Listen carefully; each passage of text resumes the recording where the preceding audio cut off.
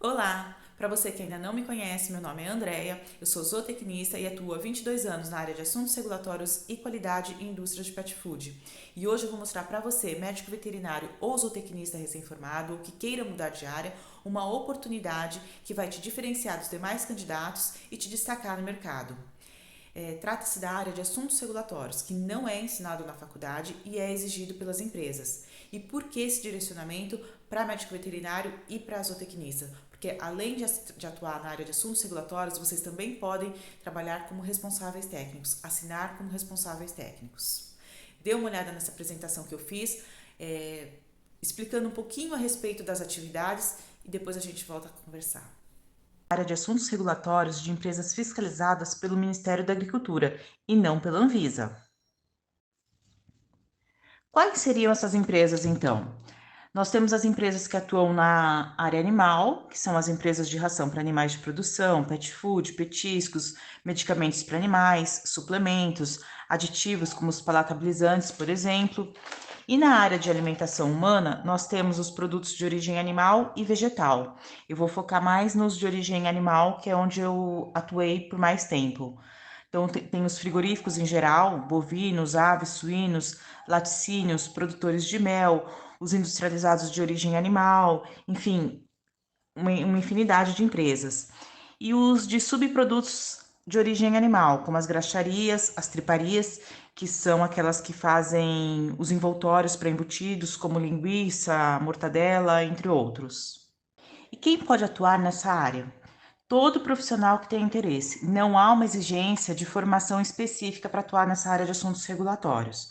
Muitas vezes, o responsável técnico é quem cuida dessa área de assuntos regulatórios e por isso existe essa confusão de que é necessário ser médico veterinário, zootecnista ou engenheiro agrônomo para trabalhar com assuntos regulatórios.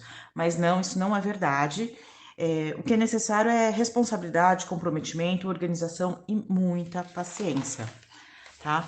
Agora, assim, do meu ponto de vista, o que eu considero realmente bastante importante é que mesmo que você não se identifique com a área de assuntos regulatórios ou não queira trabalhar nessa área, se você for assinar como responsável técnico, que você tenha pelo menos um conhecimento, não precisa ser tão profundo, mas que tenha um conhecimento a respeito de regulatórios e das legislações, para que você saiba o que você está assinando, o que é certo e o que é errado.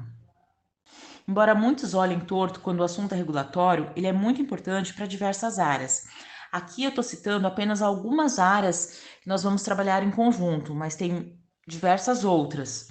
E esse olhar torto, ele surge porque às vezes um determinado setor ele quer seguir por um caminho e regulatório mostra que, de acordo com a legislação, não é possível seguir por aquele caminho. É uma situação às vezes um pouco desagradável, mas é importante porque dessa forma, pelo menos a empresa não vai ser penalizada lá para frente. Regulatório vai atuar junto com o pessoal da infraestrutura ou engenharia no estudo da planta baixa. Então, por exemplo, é necessário fazer uma reforma, uma construção de uma fábrica. É preciso ter conhecimento das leis do Ministério da Agricultura para que tudo seja feito dentro das normas. Então, por exemplo, não é possível, não é permitido que os sanitários eles tenham acesso direto à área produtiva. É importante também essa conversa em relação aos materiais a serem utilizados, ao tipo de acabamento para que sejam de fácil higienização. Com o pessoal da produção, teremos contato direto e um ponto, né, um desses contatos é em relação às matérias-primas a serem utilizadas para cada país. É necessário que sejam utilizadas as matérias-primas corretas, com a documentação correta, para que não tenhamos um problema lá na frente na hora de exportar esse produto. Em relação à exportação, pessoal de exportação, o contato vai ser em relação às exigências dos países, os modelos de certificado sanitário, os documentos para apresentação ao Ministério da Agricultura, entre outros. Com o pessoal de marketing, a gente vai ter um contato bastante próximo, uma discussão a respeito de rotulagem, o que pode ou não constar no rótulo, quais são as informações obrigatórias, quais são as informações que precisam estar agrupadas, enfim, é um contato bastante frequente. E com o pessoal de qualidade, um alinhamento mais do que fundamental para que haja a produção do alimento seguro dentro das normas. Esse trabalho vai ser feito também quando houver a habilitação da planta para alguns países. Nem todos exigem habilitação da planta, mas para aqueles que exigem, o pessoal da qualidade é de extrema importância. Para as fiscalizações do Ministério da Agricultura, toda a documentação, todos os registros. E com o pessoal de importação, o registro ou cadastro dos produtos e a questão da rotulagem, que deve ser adequada antes da comercialização do produto no Brasil. Então, quais são as atividades exercidas pelo pessoal de regulatórios?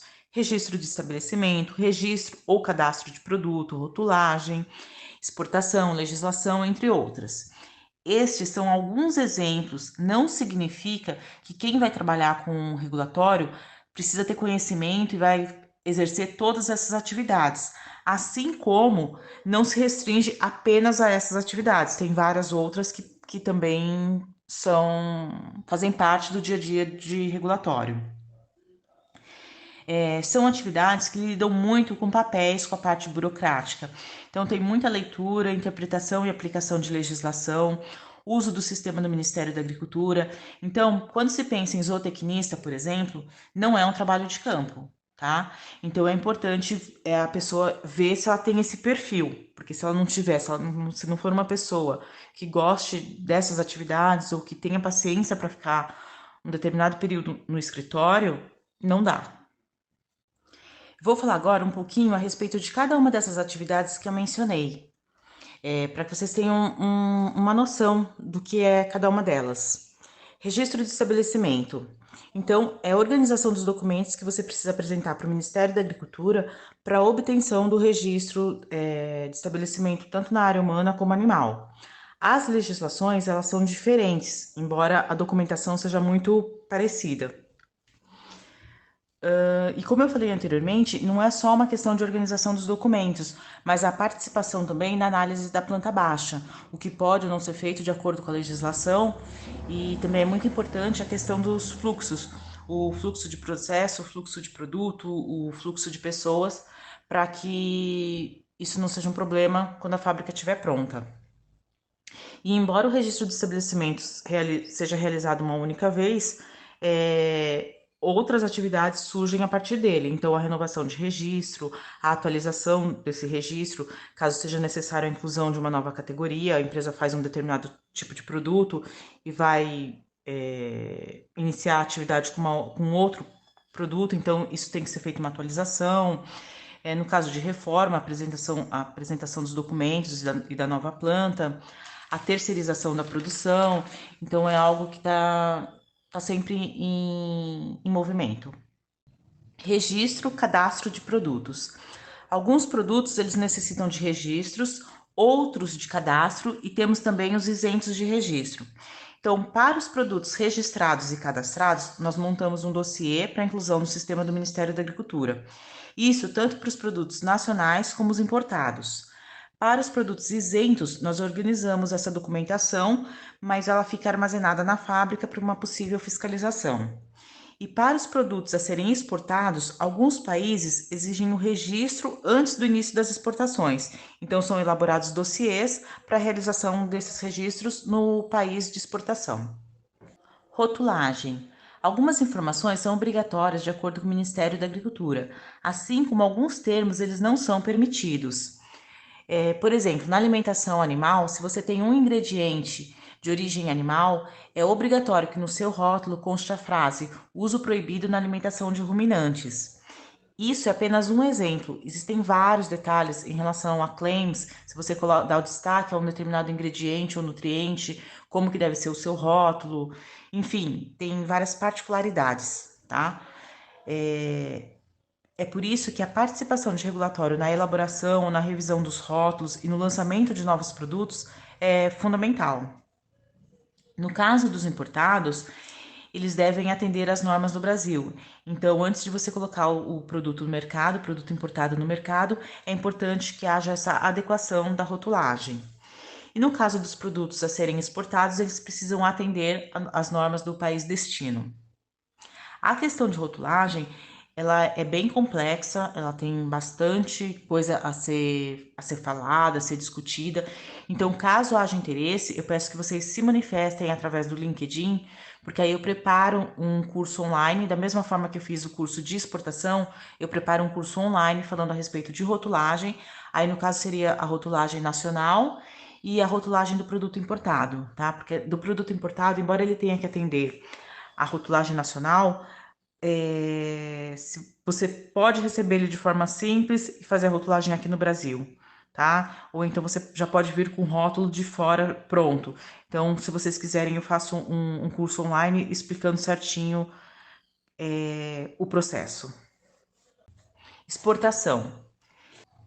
Regulatórios está relacionado às exigências sanitárias, aos modelos de certificado sanitário internacional, os documentos a serem apresentados ao Ministério da Agricultura, a rastreabilidade dos produtos com a documentação correta dos fornecedores. Essa parte de exportação é um pouco mais complexa e por isso eu fiz uma apresentação à parte só para falar sobre ela. Então, quem tiver interesse em atuar nessa área, depois dá uma olhada nos destaques que está lá no meu LinkedIn, que tem um curso online só sobre exportação, passo a passo, para quem tiver interesse em aprender um pouco mais a respeito de todo o processo. Se você se interessou em atuar na área de assuntos regulatórios, a minha sugestão é que você comece pelas boas práticas de fabricação, depois a rotulagem e, por último, a parte de exportação, que é um pouco mais complexa. Em relação às boas práticas de fabricação, eu deixei o manual de BPF e os 9 POPs totalmente editáveis para você poder adaptar de acordo com a realidade da sua fábrica e mais alguns modelos de instruções de trabalho. Na parte de rotulagem, tem uma apresentação mostrando como elaborar um rótulo desde o início, quais são as informações obrigatórias, ou então como revisar um rótulo de produtos para alimentação animal, para alimentos completos, alimentos específicos, alimentos coadjuvantes e produtos mastigáveis. E para a parte de exportação tem uma visão geral a respeito do processo de exportação, de como você preparar toda a documentação que é exigida pelo Ministério da Agricultura, desde o início dos fornecedores até a obtenção do certificado sanitário internacional. E para quem for assinar como responsável técnico, tem ali um bem básico, né? Como você conseguir a sua cédula de habilitação junto ao CRMV e como você fazer o procedimento junto ao Ministério da Agricultura. Eu vou deixar o link de todo esse material para quem tiver interesse em já começar a atuar nessa área. Boa sorte e sucesso para vocês!